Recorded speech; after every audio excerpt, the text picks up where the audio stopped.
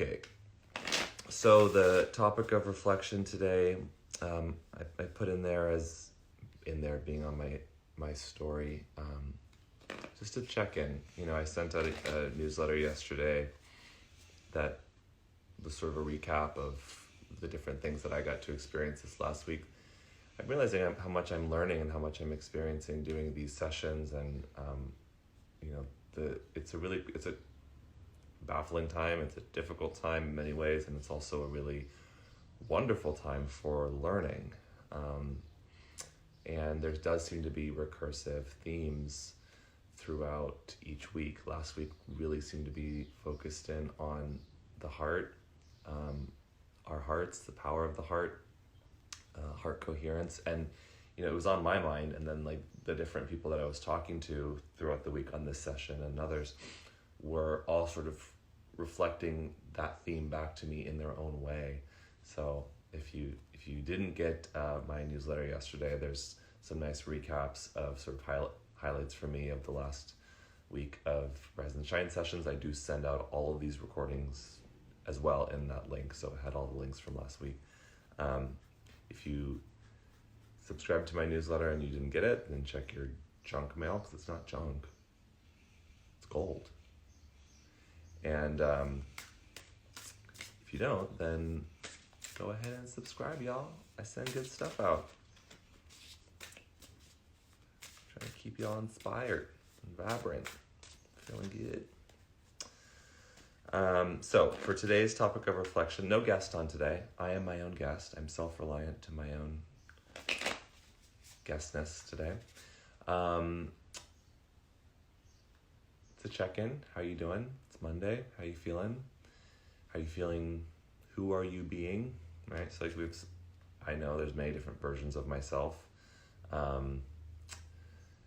And how I feel is often indicative of the version of myself that I am in the process of activating. And no judgment. So first check-in, how you doing? Who are you being? And then cultivation. From that place of checking in, who is it that you would like to be today? I don't mean like craft a whole new personality, but what version of yourself do you want to be today? The supportive version, the kind version, the optimistic version, the creative version, the frustrated version? Who do you choose to be? And,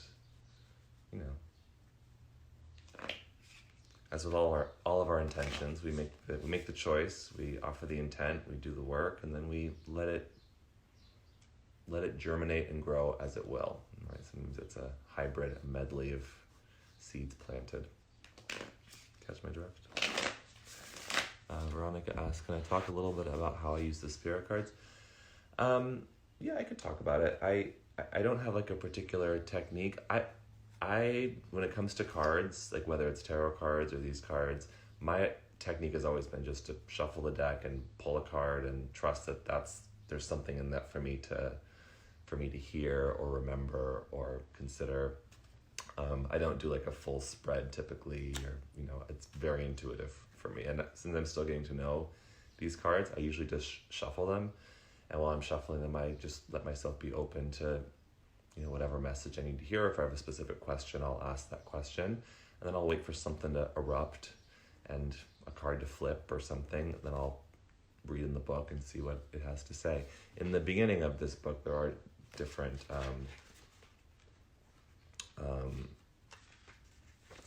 like instruction, protocol, ideas for the different types of spreads that you could do. So if you're interested in like trying some different ones, there's different spreads. These are the animal spirit cards, the animal spirit guidebook. Okay. So I'm sort of vamping here for time because I actually don't have much of a plan for you guys today, other than to let the intuitive urges flow through me and see what happens. I think we'll pull a card and let that inform what we do today in terms of our meditation and our movements. And if there's anything in particular, it's like throw back to my early days teaching. You walk into the studio and you're like, what do you guys want? Any requests? Usually people say hips, whatever that means. Just do hips.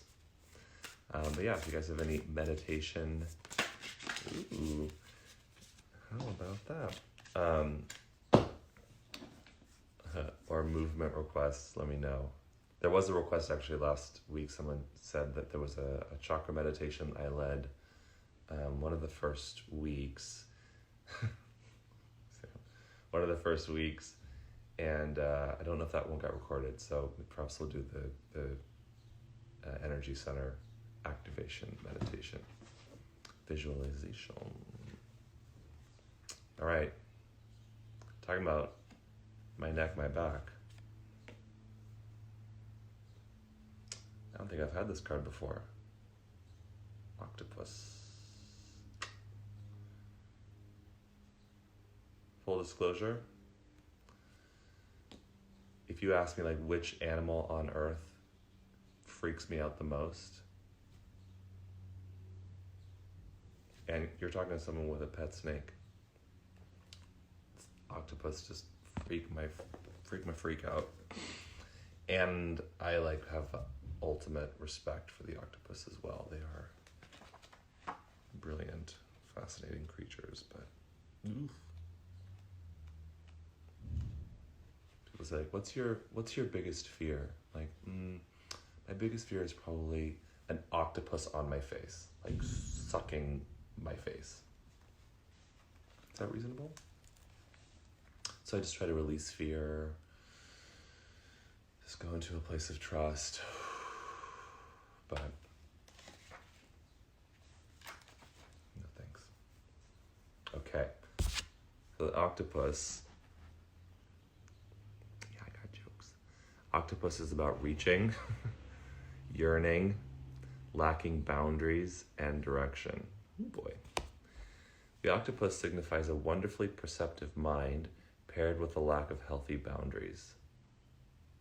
Unfortunately, this results in well-intended but messy relationships. The octopus entwines itself into other people's business and shares their own without restraint. They believe that's what it means to be close. If you notice after spending time with someone that you feel drained or uneasy, the essence of octopus is at play. Begin to establish healthy boundaries. Be patient and firm. It may be a very old habit to change. When in balance, the octopus is interested, engaged, and intelligent. When out of balance, the octopus is needy, clingy, and lacks courage. To bring into balance, take space for yourself and talk therapy.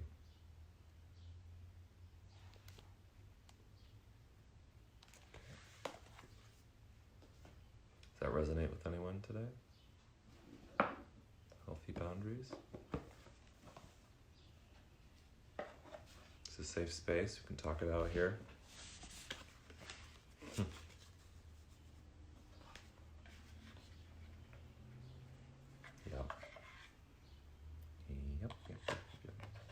Yep. Yes. Yep. Oh yeah. Yeah. I feel like, maybe I shared this before, but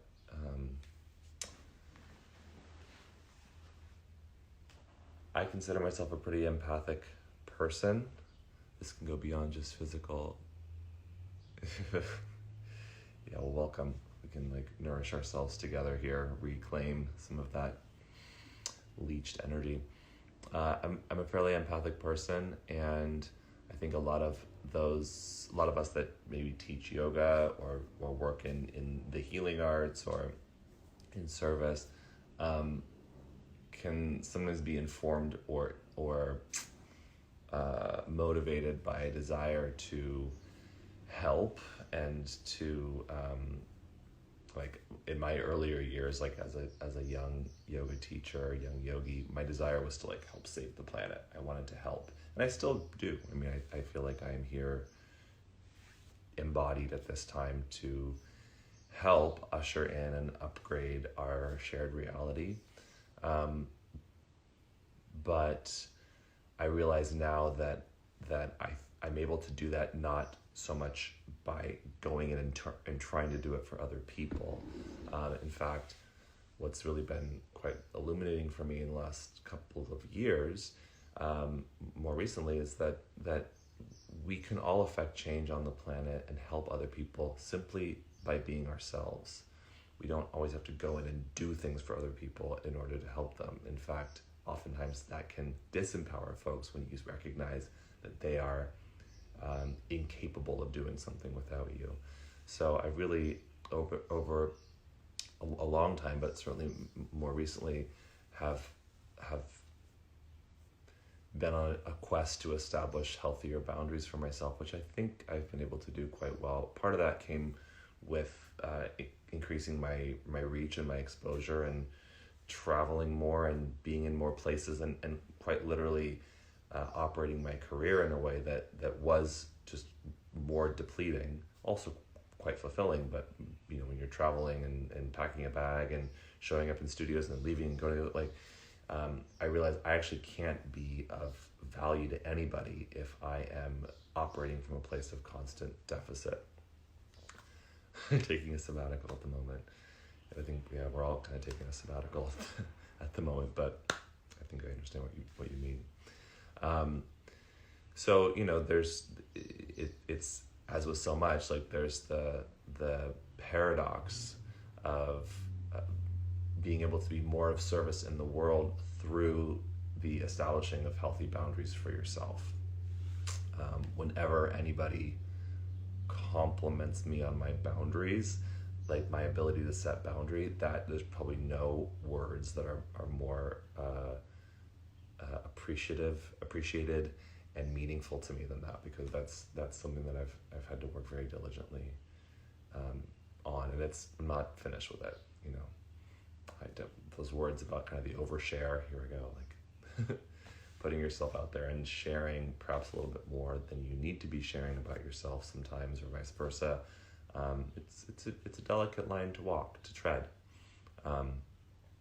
Last week I shared some pretty honest stuff about myself to you guys, and I had a number of people reach out to sort of like encourage me, and which I appreciate. They said, the reason I try to share honestly is because I don't think that I do anybody a service by acting like I'm sort of at this elevated place where like the human experience doesn't affect me, and insecurity and nervousness and like challenge and like ugliness is not a part of my life. Like we are all true. We're not just all in this together, but we are all united in the human experience together. And me sharing openly and honestly is a feature of my teaching as well, to create a community and to create resonance between myself and my students. So I don't see you as my students, but some of you are. And the reason I do these morning sessions is not so much to teach anything, but to create a space where we can start our days together and we can share and be honest together. And of course I'm doing most of the sharing because it is my Instagram, but I appreciate that we can be in an honest space of inquiry together.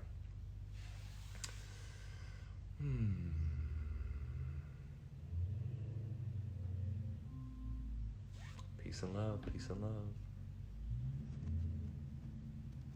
Yeah, it's tricky, I've learned, well, it's not so much that I've learned how to do this, but I've learned about myself that when I share with someone something that's challenging me, or something that I'm struggling with or going through, and they instantly want to, it's well-meaning. It's often the people that love you the most too, because they're the ones that they themselves are the most tortured by your suffering. And it's a tricky thing with empathy, because if you are trying to help make someone better because it's really hard for you to see them suffering, where does it go from empathy into a kind of a concealed sort of selfishness. And again, well-meaning, but I know of myself that when I share with someone that I'm struggling and going through something, if I'm not asking for advice, the most important thing for me is just to be seen. Yeah, Sam said, just witnessing is the magic. To be seen in that, to be understood in that. And sometimes there's no more comforting words than just, like, I understand, that must really suck, you know? And once I have that, then I can like take the jump into the improved situation. But when you know, and I'm guilty of this all the time. You know, I have friends that I love so much that come to me and they share that they're struggling with something, and I just want to like show them that, like, if you just look at it this way, then everything will be better. Such is not the case. And oftentimes, like, I've tried to remove that word just from my vocabulary, like, just do this, because if it was just that easy to do that, then they would have done it already. So I try to look first for understanding and resonance and support for wherever somebody is. You know, in the email I sent out yesterday, like, I meant it sincerely when I wrote, I procrastinated in writing this message because it feels difficult, especially right now, to address everybody, especially in an email or even here where I can't see you guys. I don't know where you are. I don't know how you're doing. It's hard to kind of know where to jump in and where to start. I don't want to make assumptions about where everyone is. And so, I want everyone to take a moment to check in, myself included, kind of before we jump into some of these conversations with each other, and say, you know, first of all, like, truly, how are you? And from where you are, where would you like to go next? And it doesn't have to be like from despair to joy, but like, if you're feeling exhausted, you know, maybe we can move to a place of a little bit of curiosity, a little energy, a little intrigue about something. Oh, that starts to wake my energy up. If you're feeling really lost and frustrated, then like a little bit of hope can be nice. So you kind of have to first know where we are to quantify the journey of where we want to go. I'll leave it at that. So, shall we meditate? I think so. It's typically what we do here. We'll do a little bit of movement with the time we have left.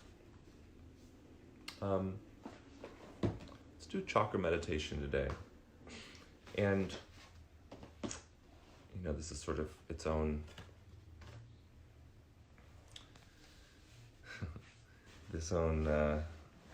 discourse, but there's a lot of different ways to view the chakras. Maybe we'll talk about this another time in greater detail, but I don't view the chakras as something that you have, or like, where are the chakras?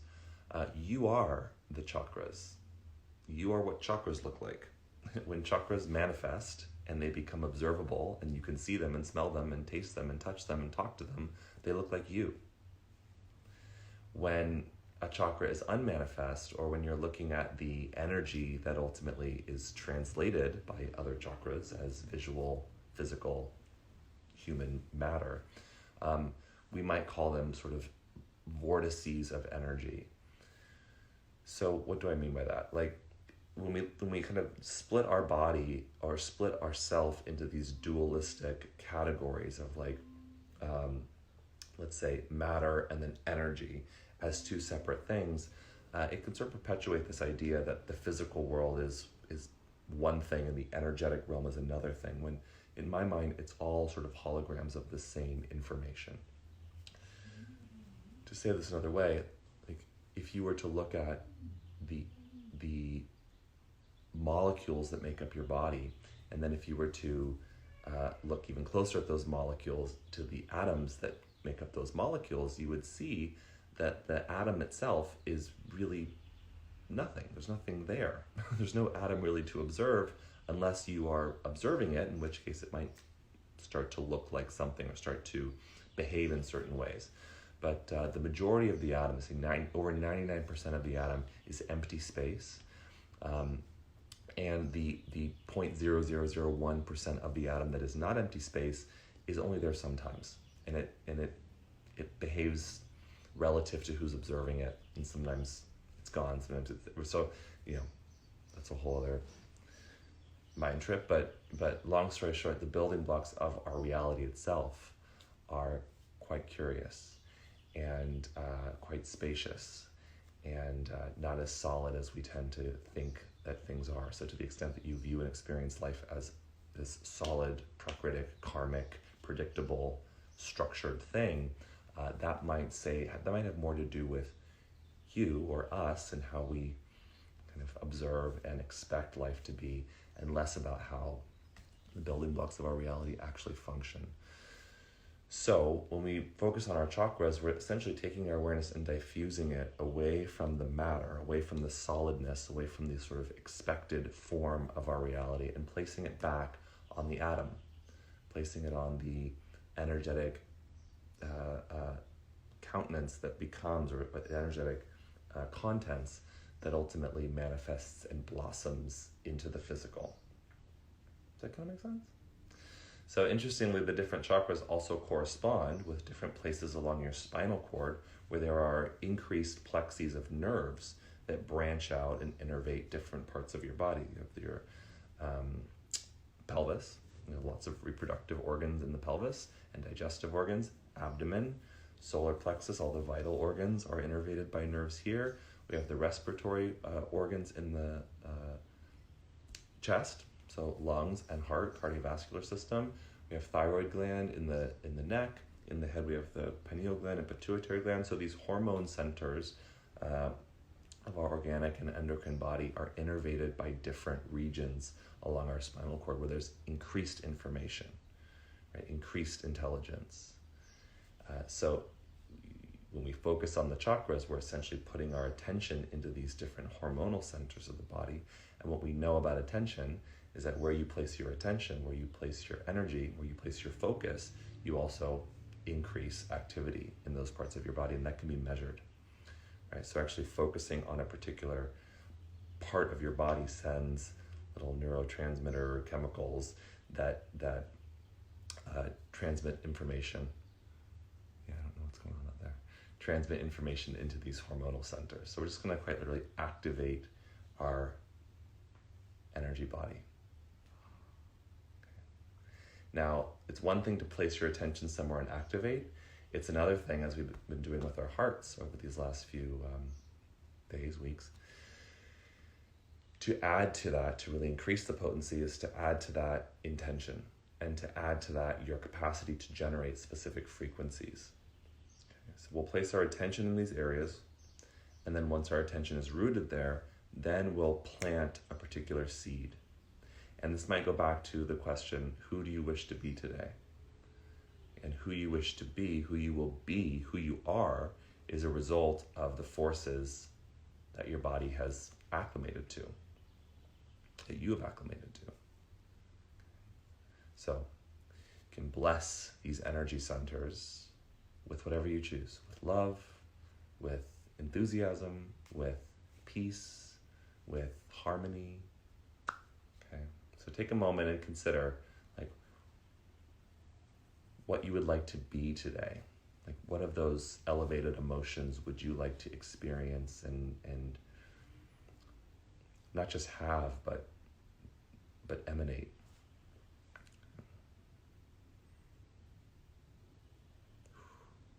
I talked a lot today. That's pretty good. You're like, boundaries. Okay, take a comfortable seat.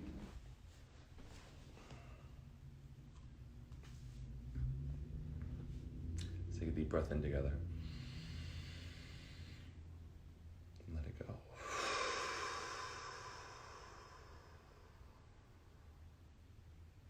Again, inhale.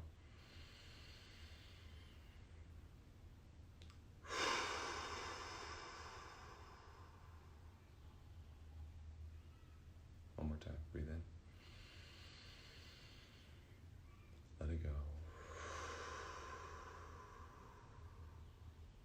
And close your eyes.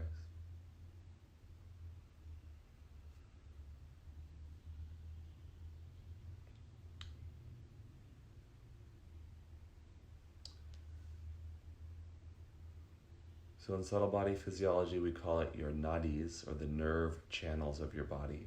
In gross level physiology, we call it your nervous system. In subtle body physiology, we call it your spinal cord, your sushumna nadi, this core of information that runs from your root through your crown, essentially. In gross body physiology, it's your spinal cord and your brain. Subtle body physiology, it's the 7 chakra system.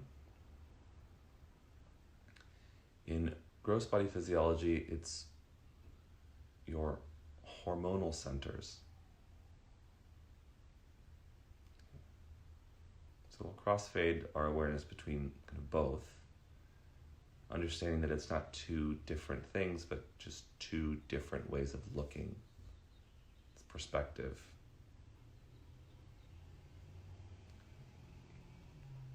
So bring your awareness first down into your pelvic floor, the space between your tailbone and your genitals. And can you allow your awareness to rest in the space that part of your body sort of occupies within space?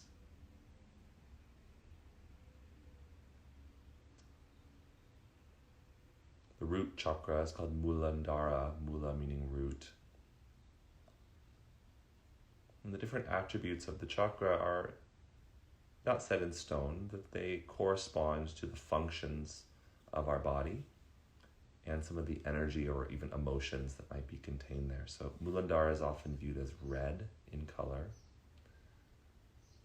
It governs our sense of security, our sense of rootedness, our sense of foundation. So branching out from our legs, it's quite literally how we connect to our foundation. And it is the reproductive urge that gives rise to life itself.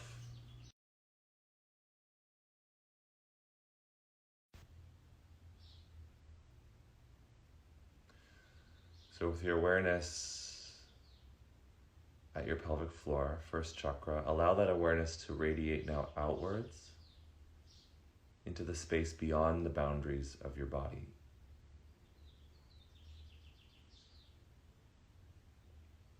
It's said that you can measure your heart field 10 feet from your body. You can also measure the field emitted from the different chakras, maybe not 10 feet, but maybe at least a foot or 2.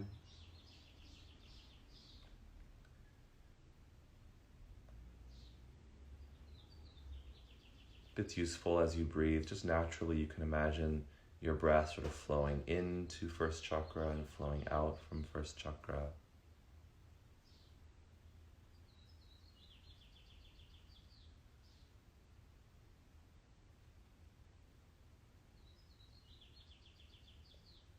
And maybe you had the word of an elevated emotion that came to mind. Maybe you didn't. If so, just the first word that comes to mind. For me, it's joy. Like a seed, can you plant and infuse this first energy center? Can you bless this first energy center with that emotion, with that frequency?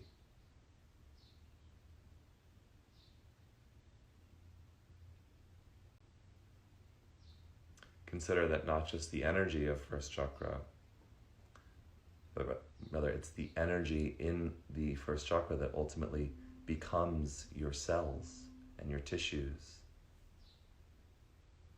and you.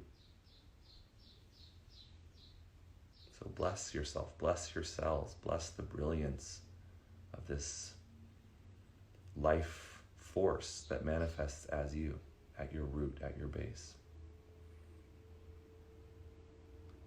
And move your awareness up to second chakra, just a couple inches below your navel, and straight back towards the top of your sacrum. Again, we have another plexus of nerves that branch out here and innervate the digestive organs.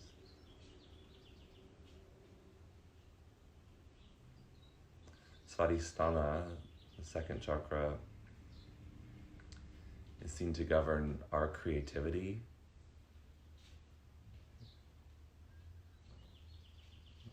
To a certain extent, the fluidity of information that moves in and moves out, right? That we process, the life that we experience and process.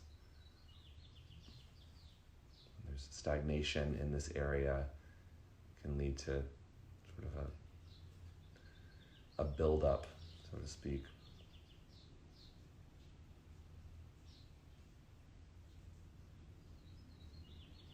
Svadhisthana is often viewed as orange in color. Likewise, to Muladhara, it emanates a couple feet from the boundaries of your body. You can perhaps envision that orangish color emanating from you as you breathe in and out, pulses.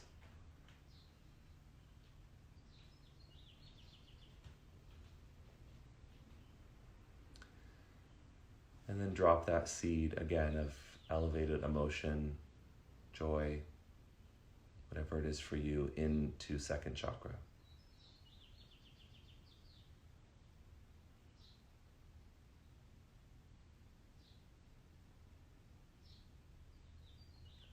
Sometimes people say it's important to love your body, and it can be hard to do that when you think of your body as just what it looks like, or you.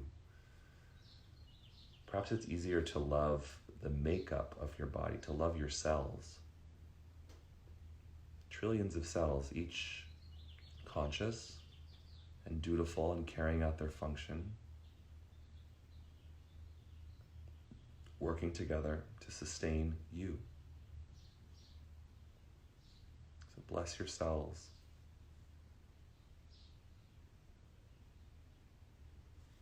Moving up into third chakra, Manipura chakra. Manipura lives at the solar plexus, quite literally the plexus of nerves, solar plexus that innervates many of the organs that are responsible for our energy, our health, our immunity, all those organs up underneath the rib cage, kidneys, adrenals. Manipura, much like the sun, solar, is viewed as yellow in color.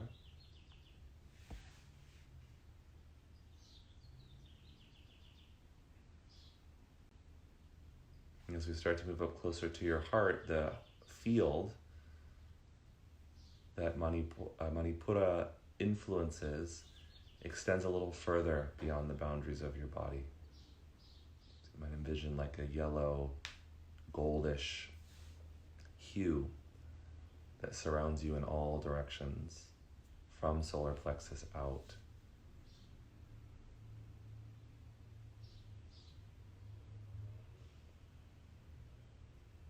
To the extent that you are healthy right now, healthy enough to participate in this session, is the extent to which Manipura is functioning well. These organs are maintaining the health of your physical body. And to the extent that you feel that is not the case, either way, placing your awareness in Manipura and activating with love, with appreciation, the harmony, the resonance of all of these cells and tissues working together to sustain you can increase your vitality, can increase your wellness. So whether you're feeling healthy or feeling a bit depleted or somewhere along that spectrum, bless Manipura with the elevated emotion of coherence and love and joy.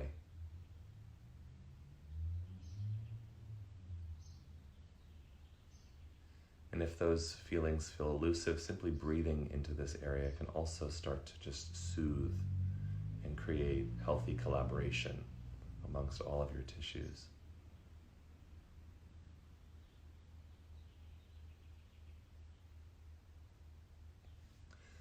that go and bring your awareness now up into fourth chakra, which is anahata, meaning the unstruck sound. Anahata is the heart chakra, somewhat green in color. At least this is the experiential, shared perspective.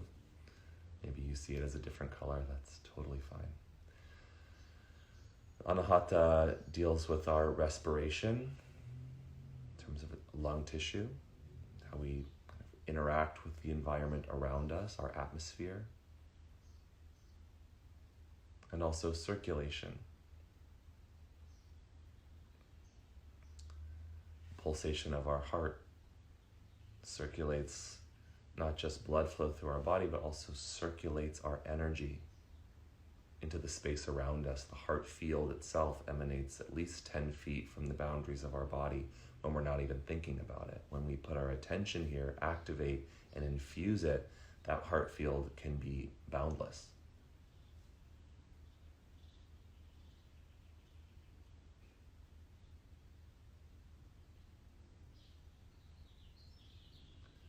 Place your awareness in your heart. Breathe into and out from your heart.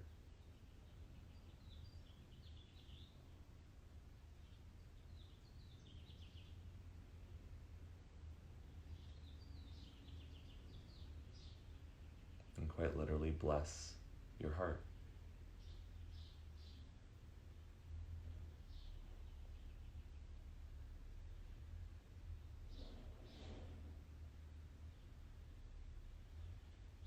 It's like your heart was a spotlight, and whatever you planted in there would get broadcast from you, not just to be seen, but to be felt by others. Who do you choose to be? What do you choose to broadcast? Understanding that your broadcast will influence our world.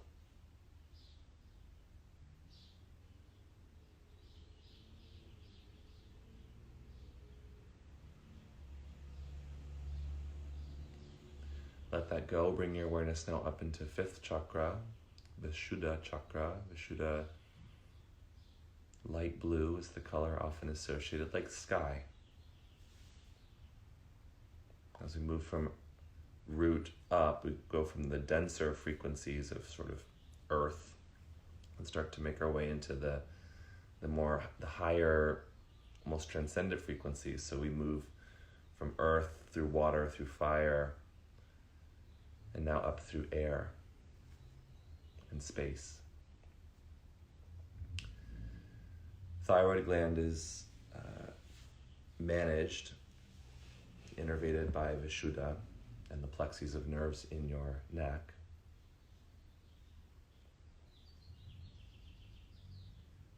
And this often is seen to govern our speech, more specifically the way in which we communicate through sound, and the space through which sound travels.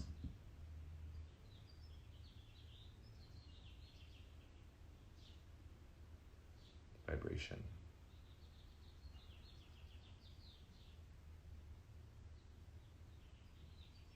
So as we bless and elevate the frequency of Vishuddha, we elevate our capacity to communicate clearly,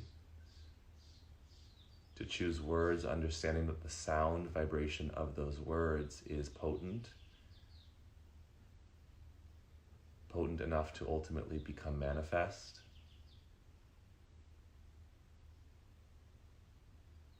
So may we choose to speak into existence the reality that we wish to inhabit and share.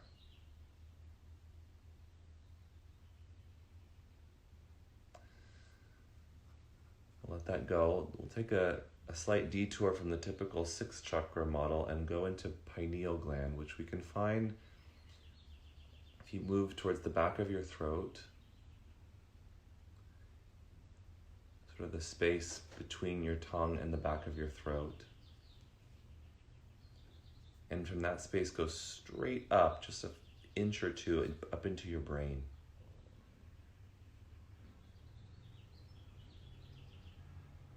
can you rest your awareness in that space, just at the back of your throat and above slightly? It's called the Dens point. If you were to do a slight Jalandhara Bandha, that glide of your throat back and lift through the back of your skull, that center point lifts a little bit. It's how we align pineal gland atop our spinal cord so the information can flow freely.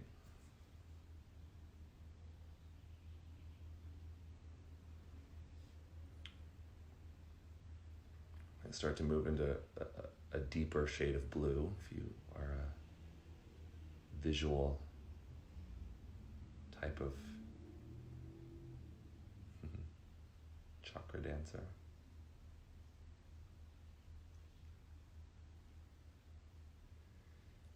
And as the power or the potency of pineal emanates from your body, from your brain, from your mind, we bless the pineal gland, understanding that it is the antenna that connects us with higher knowing, with wisdom, with our ability to see the hidden meaning behind things.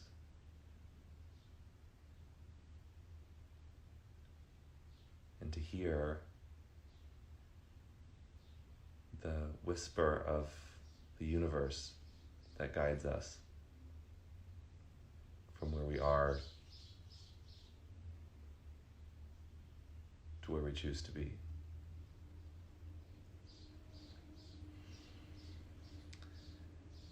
We'll let that go. We'll move now up into 6th chakra, which is Agya chakra, corresponding to pituitary gland. So from the middle of your forehead, between your eyes, right? If you go straight back into the middle of your brain, this is seen as the seat of consciousness.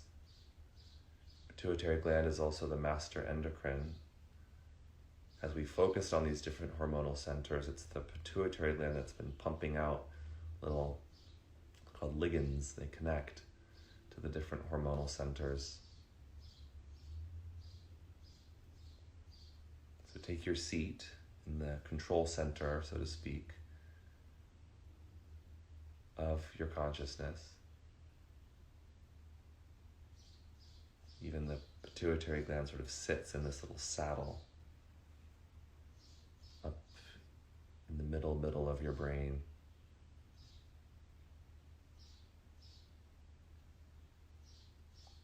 This is the seat of our capacity to envision, to imprint our vision onto this time-space field. It's a darker shade of blue, almost an indigo.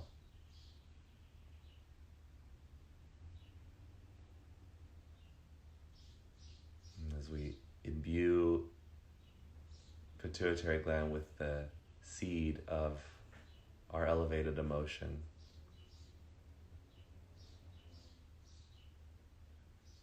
we do so that we may see behind the veil of what is to the veil, to the realm of what could be.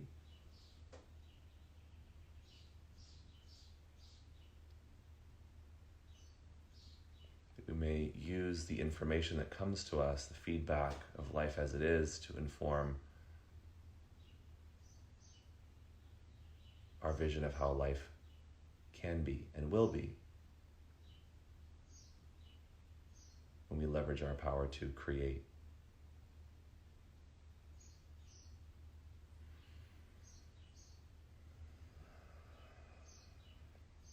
Letting that go, finally we'll bring our awareness to 7th chakra, which some see as being on the crown of your head.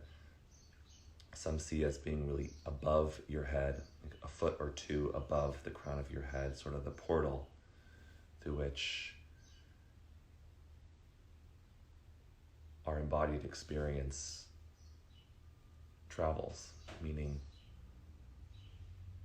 if you bring your attention several feet above the crown of your head, Sahasrara chakra, sometimes viewed as this beautiful lotus flower with its petals dripping down over us.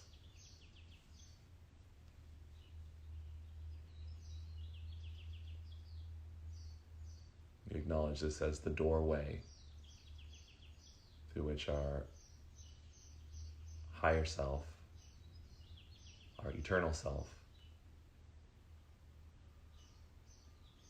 travels to find its way into our finite self, our human self.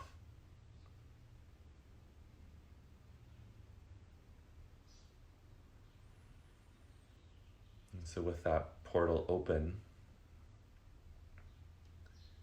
perhaps you bless the portal, perhaps just an acknowledgement of where you come from,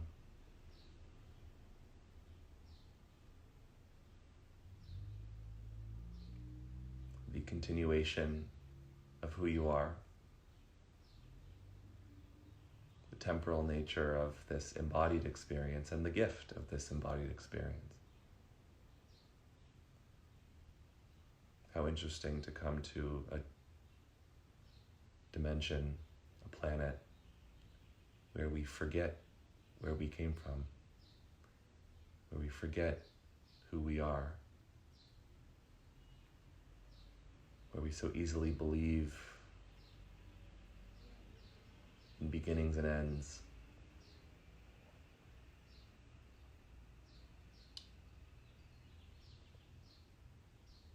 We live as if there was nothing before, and when we die, there'll be nothing after.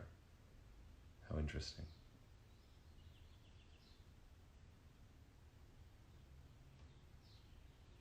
So through that portal, a smile, a nod, a wink, a salute to your eternal self.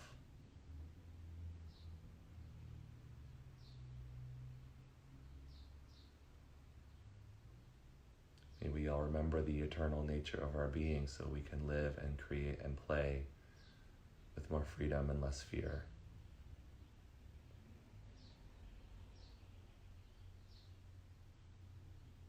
Okay, let that go. Take a deep breath in.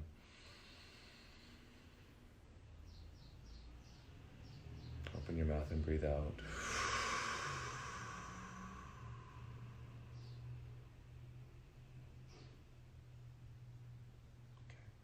As you feel ready, you can open your eyes.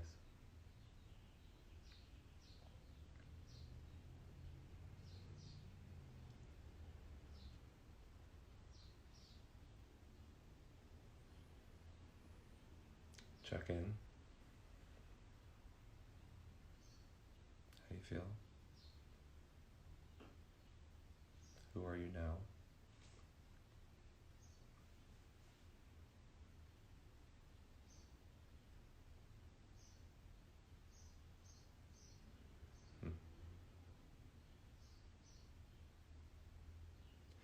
There's not really a word for meditation that I'm aware of in Sanskrit. There's the word dhyana,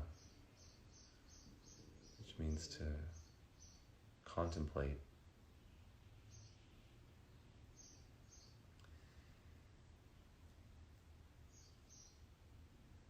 In Tibet, they describe meditation as the cultivation of the self.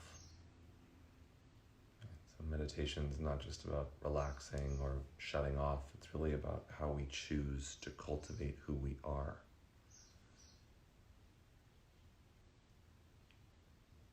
And that's happening all the time. So life is introducing us to force, the force of literal life forces that adapt our tissues, and we become the shape that sort of makes us proficient at experiencing those forces. Our asana practice is how we do that consciously. And the experiences that we encounter are experienced as force, emotional force, mental force, that plays a role in adapting how we encounter life, who we are, how we see ourselves. So meditation is the most direct way I know to offer deliberate, intentional forces intrinsically that we can start to fire and wire and rewire the way in which we approach ourself, our personhood, our life. So that's what's up. You are welcome. Thank you for joining me. I do these meditations on my own, but it's that for anyone that teaches, you'll know that there's a different level of experience that happens when you facilitate. Sometimes it's less deep, other times it's actually much deeper. So I've always been somebody that learns the best through teaching others. So every single thing that I teach or that I share are things that I am in the process of learning myself. So thank you for giving me the opportunity to deepen my own understanding. So what we didn't do today yet is move our bodies, and we're just bumping up against the hour, which means if I start moving you now, you'll get chopped off in a couple minutes. I have about 10 or 15 minutes. I can go past 10. If you guys want to hop onto a second live, we can do that and move together. Any requests today? What you guys want to do? We can roll around. We could do some like yoga poses. We could do our joint mobilization. If there's no requests, I'll just make an executive choice on my own, but feel free to shout out your TRLs. Yoga. Slap that. Yoga stuffs. Mobility. Joints. What I want. Roll around. Joints. Okay, well, we'll see what happens. I'm going to close this and I'm going to open up a second live, and I might even put a yoga mat down just in case. Yeah, I think we'll do like 10 or 15 minutes of whatever my body wants to do, and perhaps it'll be what your body wants to do too.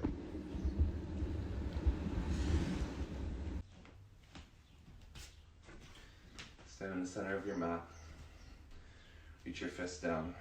Firm your legs. Gonna move your neck a little bit. Bring your chin to your chest. And bring your right ear towards your right shoulder. Pause for a moment here. Pull your left fist down a little more. And then bring your left ear back. Circle your head over to the left. You can turn your gaze down towards your left fist. Bring your chin to your chest. Again, head to the right.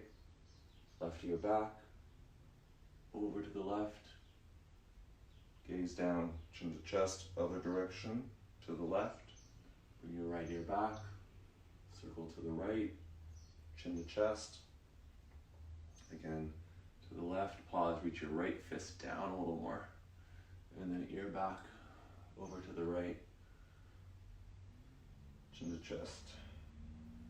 And bring yourself back up. Spin your palms to face out.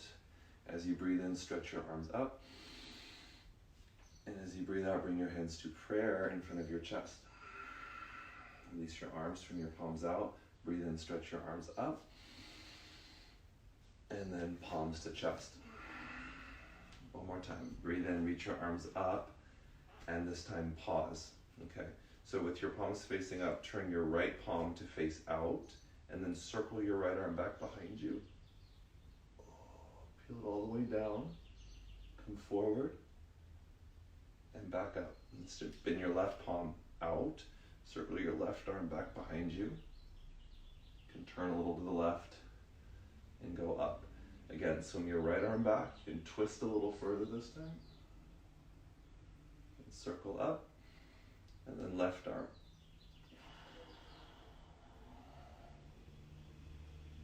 And go up. Opposite direction, reach your right arm forward. Spin your palm back. Circle back and up. One more time.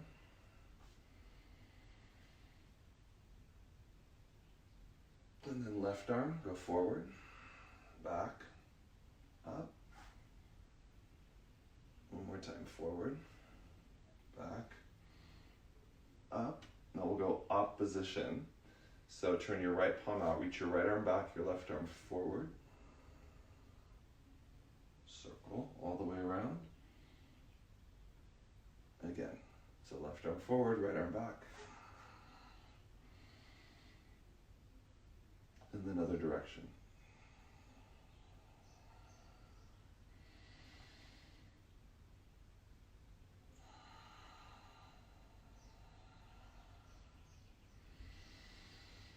Get a big breath in, reach both arms up. Imagine you're doing a pull-up, bend your elbows, and lift your chest. Inhale, reach up. This time when you exhale, bend your knees. Imagine you're pulling your chest up, and then inhale. Exhale. Inhale. Exhale. Step to the front of your mat if you're on a mat. Inhale, arms up. Exhale, bend your knees. Now stay with the knees bent. Stretch your arms up, breathe in. And then fold over your legs, breathing out. Grab a hold of your ankles. Pull your chest forward, lengthen your spine. And then bend your elbows and fold over your legs. And your knees can be bent as much as you need. And you can move a little side to side. You can bend and straighten one leg and the other.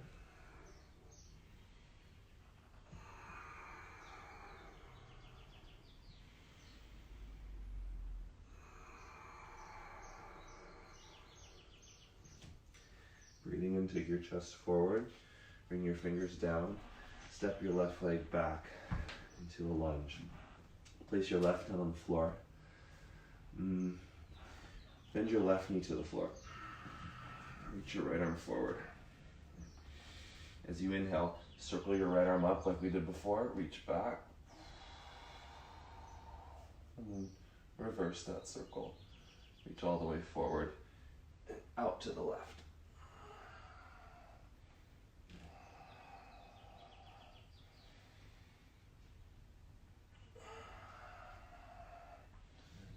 This next time when you reach forward, straighten your right leg and stretch the back of your leg. And then rebend and reach back.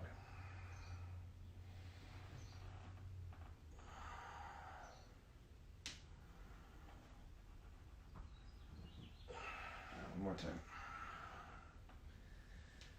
All right, reaching back now, bend your left knee and put your left foot in your hand. Squeeze your legs towards each other.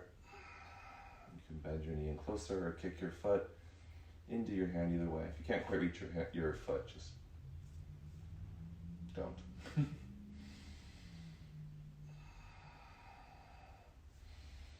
Circle your hands to the floor. I turn my back to you. Lift your back foot up. Swivel your foot over to the right. Okay, and then, hope you can hear me. You're going to take your hips back and sit on your left heel, like this. Okay. Right arm can go inside of your right knee and press as you turn your chest to the left. Okay. I'm going to flow through that a little bit. So walk your hands forward, swivel your left shin back. This time reach your arms up. And then exhale, hands down, swivel your foot over and squat. You can try this with or without your hands on the floor. And as I take my hips back, I sort of roll to the outer edge of my right foot. There's an outer rotation. Do one more.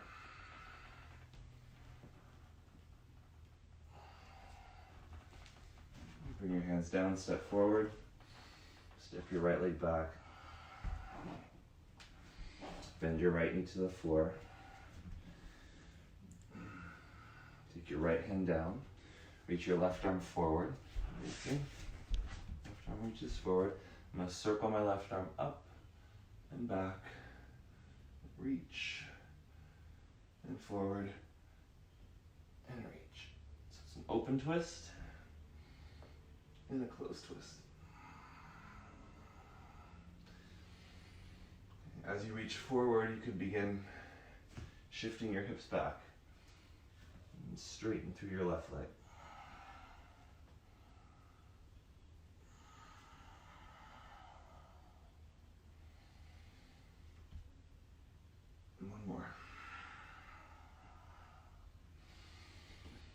Reach back and grab your right foot.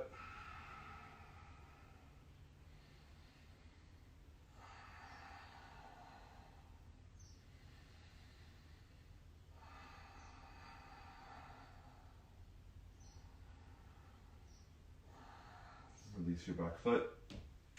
Swivel your foot over to the left, walk your hands over to the right. Kind of take your hips back towards your right heel, and then you can roll towards the outer edge of your left foot. So a big stretch from your left hip through your left side. And I'll do that dynamically, so I'll go back forward, stretch, and then turn.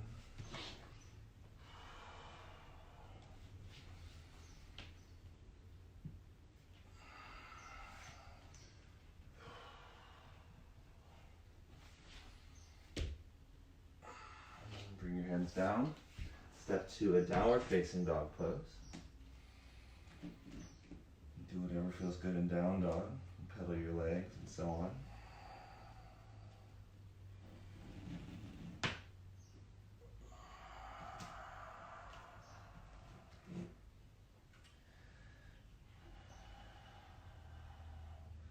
Circle your shoulder blades in down dog.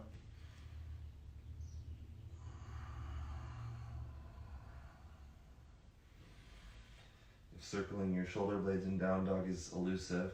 Put your knees down. Let's see if you can move your shoulder blades away from your ears, towards your ears, away from your spine, towards your spine.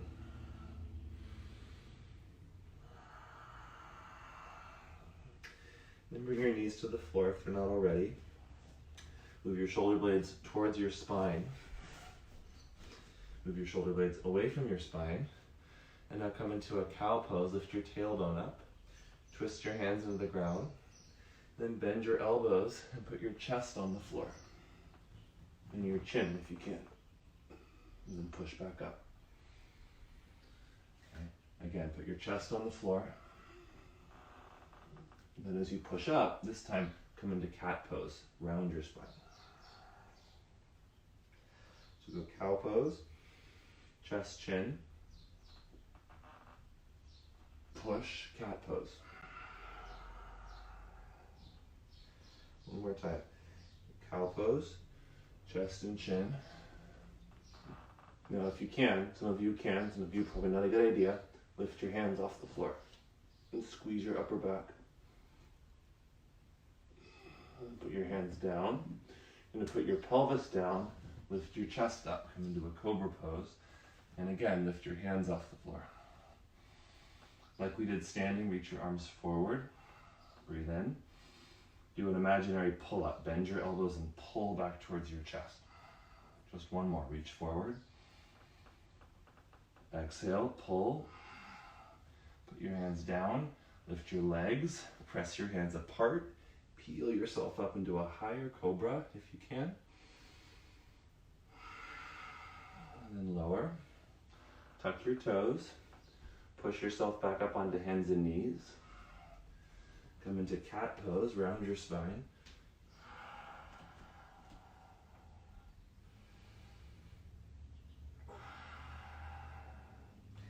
And then sit your hips back towards your heels. Keep that cat stretch. With my hands, I'm walking forward. If I push my hands forward, I can sit my hips further back. But then if I pull with my hands, I might get a little stretch in my upper back. Kind of circle your shoulder blades even here.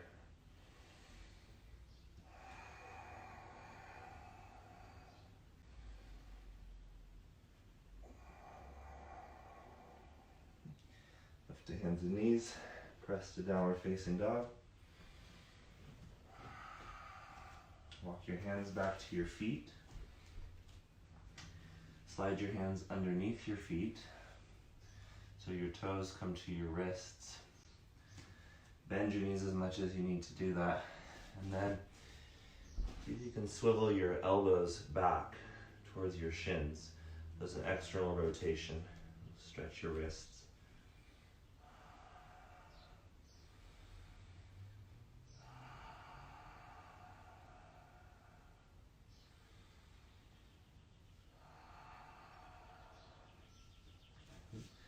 Extract your hands, separate your feet a little wider, come down into a squat. Bring your hands together. Work your shoulders, your arms in between your knees, and press your hands into each other to lift your chest up. If you can't get your heels to the floor, you can put them up on a blanket, or you can roll up the back of your mat and sit on your heels. Let's just do a little squat work. Hold on to your right ankle with your left hand. Now, when we do these, you can shift if you need to, lift your heels. Otherwise, try to keep your pelvis where it is. Lift your pelvis a bit, and then twist. Lift your right elbow up, reach your right arm up, and then untwist. 5 of those. Lift up, untwist, lift, untwist. One more. And switch. Hold your left ankle with your right hand. Twist, untwist, twist, untwist. So lift your hips a little if you need. Lift your right heel. If you need, that'll shift your pelvis forward. And come through center. All right, last little bit here. Reach your arms forward. This one's hard. You're gonna take your right arm up overhead. And then bend your right elbow, try and touch the base of your neck without overly tucking your chin. And then take your right arm back forward. Lift your left arm, touch, come forward. One more time, right, left. Then take your right arm to the side, internally rotate, wrap your arm behind you, try and slide your hand up between your shoulder blades. Out to the side, one more time. Go up and out. Switch, left arm. Got a little shoulder adjustment there. Good. Take your hands back behind you. Crawl forward if you're sort of at the back of your mat. Point your thumbs to face forward. So, you're gonna bend your elbows a little bit, push your hands forward, pull your shoulders back, and then press into your heels and lift your hips. So stretch the front of your shoulders. As you inhale, lower your hips. If you want a little core activation, pull your hips back, push, and then drag forward and stretch. We'll do 5. There's 3, 4, and 5. Bring your hips down. Lie down.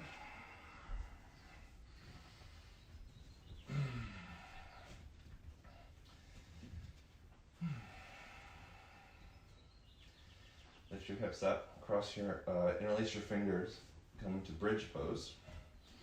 So pull from your heels to your shoulders a bit, awaken the back of your legs, lift your tailbone.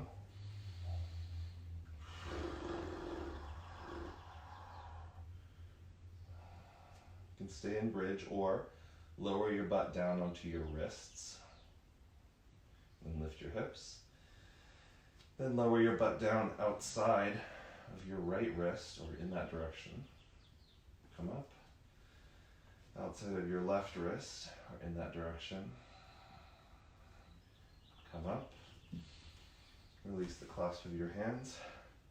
Lower your hips down. Straighten your left leg.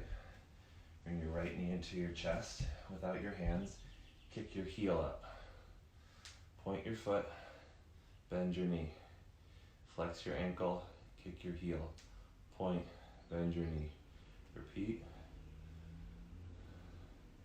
You can switch the action. Point, kick, flex, bend. Okay, and then catch your leg, either hamstring, calf, or ankle. Lift up and stretch.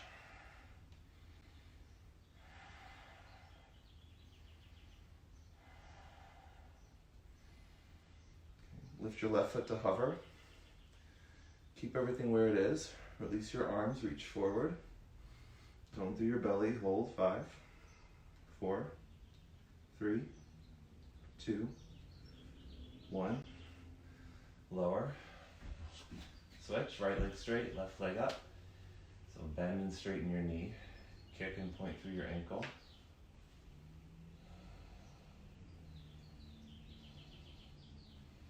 Go in both orientations. Kicking with heel, kicking with toenails. And then catch your leg. Stretch. You can lift your right foot up.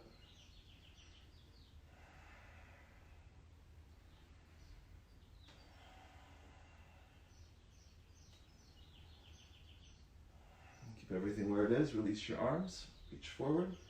Hold. 5, 4, 3, 2, 1. Lower your head down. Lift your right leg up. Press into your arms. You can bend your knees a bit. Roll back a little. Don't have to touch the floor. Just roll. And then come forward. And when you come forward, you'll roll up. And then you'll roll back. And then you'll roll up. And each time you roll back, you might roll back a little further.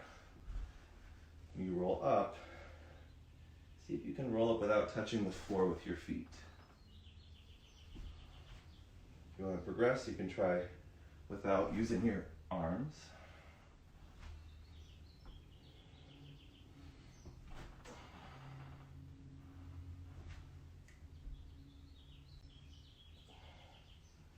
And this last time you roll back, hold.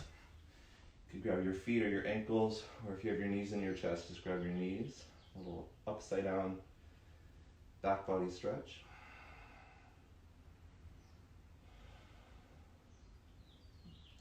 And then rock yourself up to seated.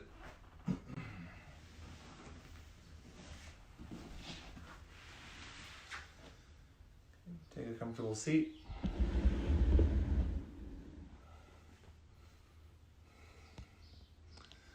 Place one hand over your heart. Place one hand on the earth.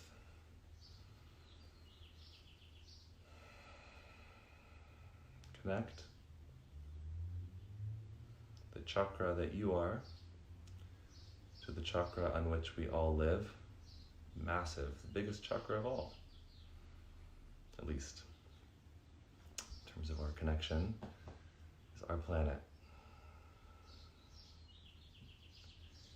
In the same way that you bless your own energy centers, bless the energy center of our home, our planet.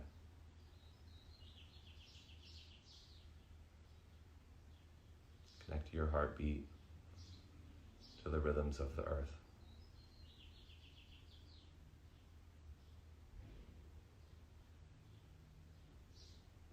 Join your palms together. To unite our voices together in one sound of Om.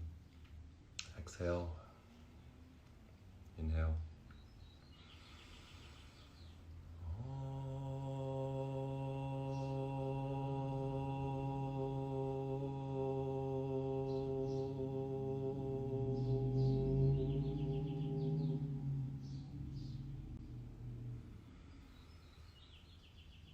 Lift your heart, bow your head.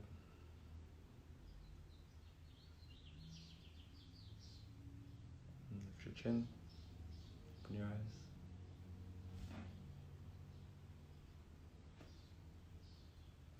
There you have it. Thanks, guys. That's what I got for you today. How'd that feel? Joints, check. Yoga, check. Roll on the floor, check.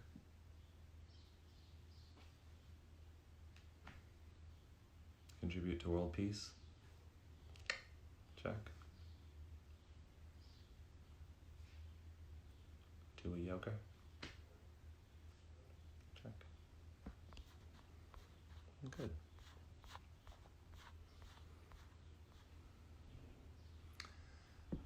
to go. Is there any way I can get this sequence? Yeah. I'll record this sequence as per usual.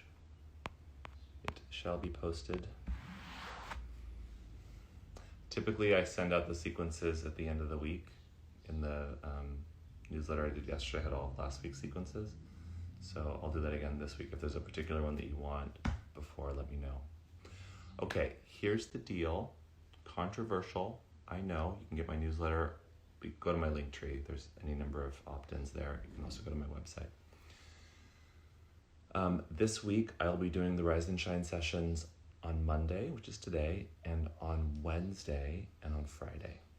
So I have a number of projects with deadlines this week that need my full attention. So I'm going to take Tuesday and Thursday not completely off. You can still practice with me on Tuesday and Thursday.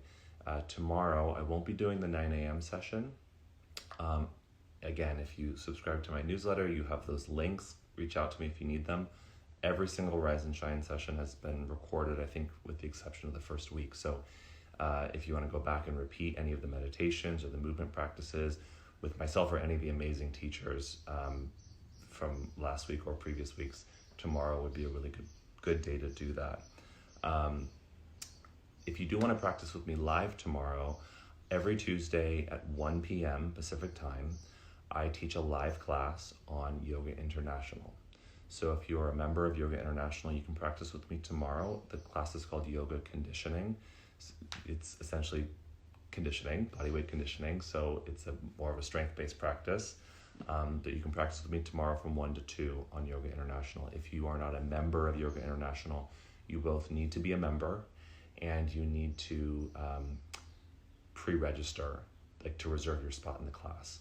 So if you go to, there is a link also in my link tree. I think it says Move Together or Practice Live with me on YI.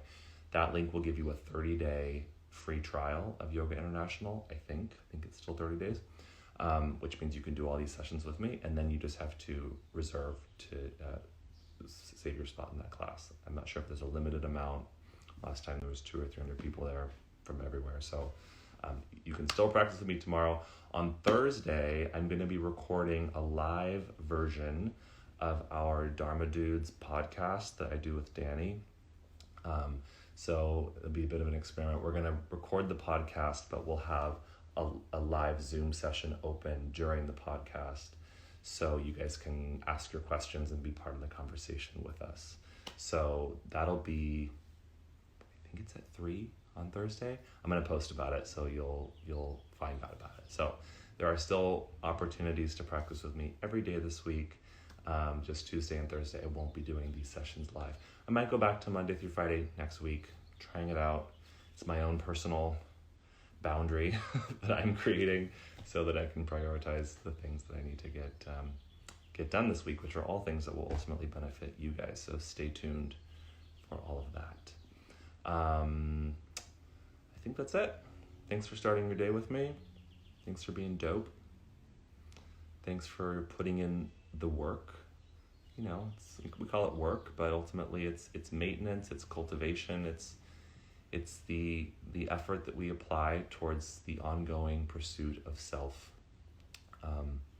which I can't think of anything more interesting or worthwhile to spend your time doing. If you need anything from me in the next few days, resource-wise, reach out. Who knows, I might even respond. Lots of love, you guys, and we'll talk soon. Peace.